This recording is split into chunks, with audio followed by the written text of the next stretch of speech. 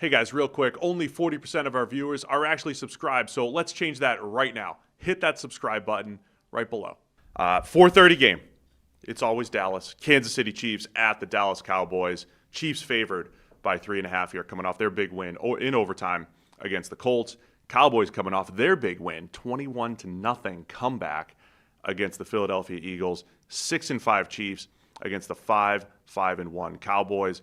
It's a massive Thanksgiving game here. Kansas City, the season was on the ropes in the second half last week, fumbling, down 11, and the defense stepped up, made some stops, then the offense made some huge plays. So Kansas City coming off of what I called kind of a throwback Chiefs win, right? Defense made key stops. Mahomes made a bunch of key plays in crunch time. Chiefs win in overtime.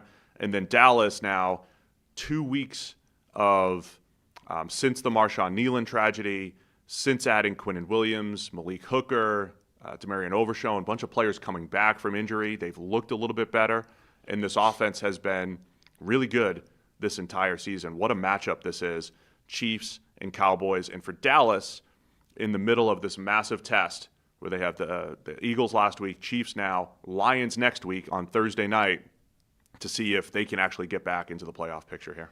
Yeah, it's a big game for both teams. It's the type of game where if you do want to be taken seriously as a contender, as a team that can win the Super Bowl, you kind of need to win it. It's the classic cliche. It's like a litmus test game for both teams.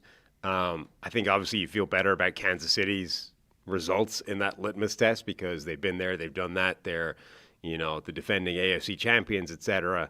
But as you said, their season's been on the ropes. They're still not in great standing relative to the rest of the AFC. Like they can't afford to lose too many games down the stretch. Whereas Dallas is like their season was basically dead. Now it's kind of resuscitated to a degree. But if you lose here, it's another, now you're back below 500 again. You're sort of back in the hole. So yeah, it's a big game for both teams.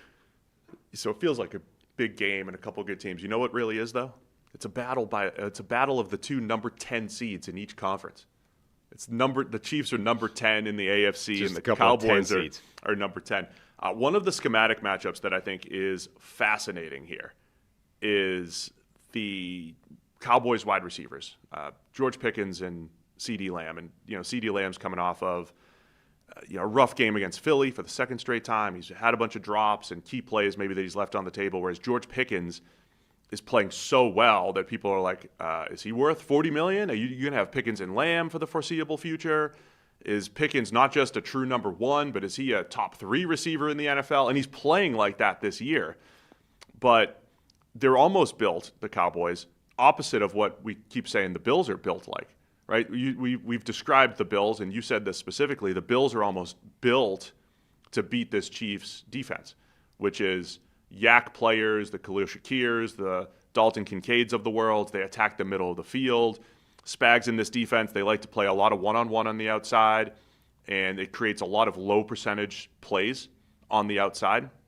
And again, Spags, you generally have to get rid of the ball quickly, get the ball into your playmakers, and exploit, say, the linebackers as much as possible. Well, Dallas is built completely differently, right? This offense is cooking when George Pickens is making big plays, and CeeDee Lamb, you could move him around. He might, play in the slot and play the space game, but they're kind of built differently than Buffalo in this game. So it's, Spags and the defense create lower percentage opportunities, and I think that's what this game comes down to. Can Dak hit those outside receivers on a few big plays in this one? And if they do, I think they've got a chance to compete here against the Chiefs. Yeah, Pickens is really having an incredible season. There was that stat Field Yates put out there where he's basically got almost the same yardage as the entire Pittsburgh wide receiver room combined this year. And remember that, they have DK Metcalf. It's not like they have nobody once they traded away George Pickens. They traded him away and effectively replaced him with DK Metcalf, the way that ended up working.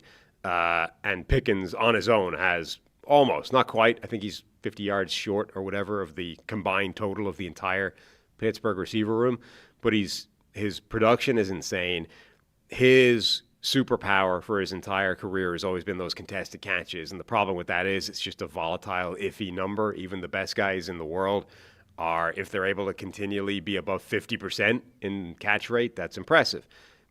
Pickens this year on those contested targets is up at like 65%, which is, I mean, it's unsustainably high, but it's crazy high. The point is we're seeing the high watermark of what Pickens is capable of right now. Plus, they're getting him involved in more run after the catch stuff. It's like, hey, this guy, he's a better athlete than we're giving him credit for. Let's put the ball in his hands. Let's just let him catch and run. Let's give him a slant every now and again. Let's see what happens.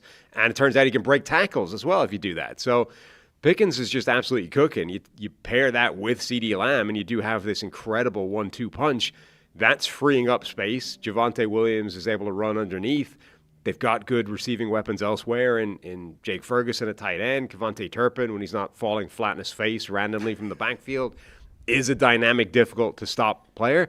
This Dallas offense is absolutely cooking, and it didn't matter. They were like the last year's Bengals early in the season because the defense was historically terrible. And it's like the offense can be the best offense in the NFL, and with a defense that bad, they're still in a 50-50 shootout every single week.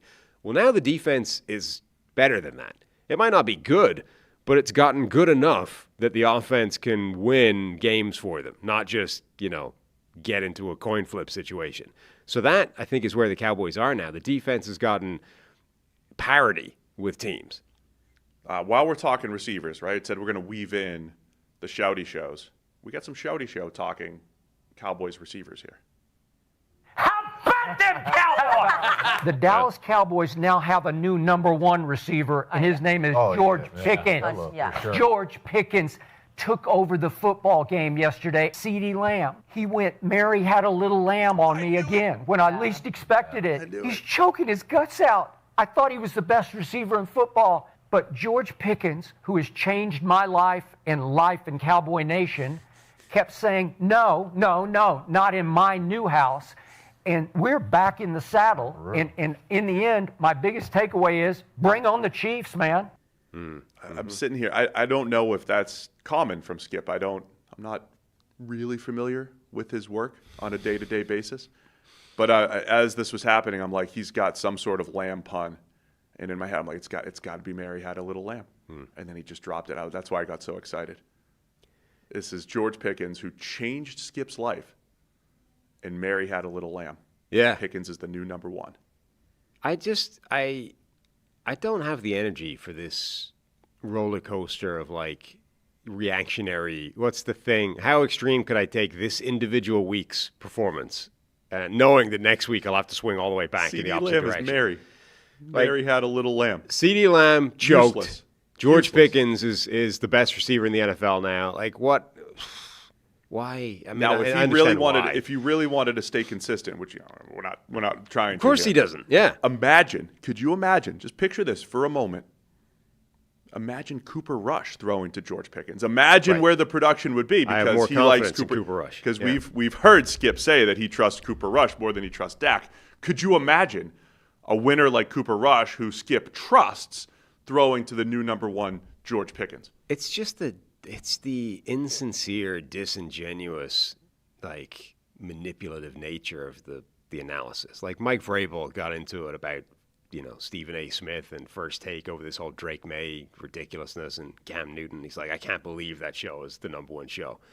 And I agree. Like I mean, it doesn't make any sense until you pair it with the thing we talked about the other day, like the orange juice thing, like 30% of people can't even look at a glass of orange juice and understand that it's the same volume of liquid that it was 3 seconds ago when you watched it get pour from a different glass.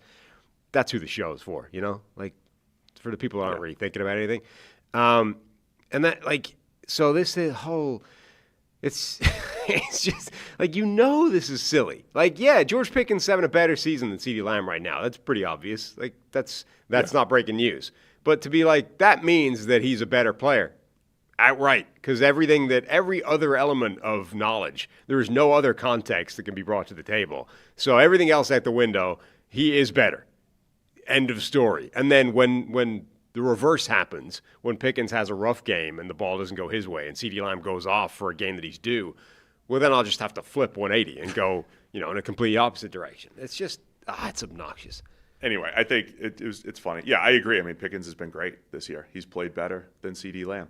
I think in this game, though, Pickens is the type of receiver he'll get. He'll have to make some plays, but I think CeeDee Lamb has a chance to make a lot of plays. And Brian Schottenheimer, they were asking him on Monday, and he just said, Lamb's got that look in his eye, like he wants to get back to this, whatever that is. And we don't have time to talk about this, but interesting couple weeks here for Schotty, who was, we spent the offseason saying the Cowboys targeted him. No one else targeted him as the head coach. We're very objective, and we're like, I don't know. We have no idea if he's going to be a good head coach or not.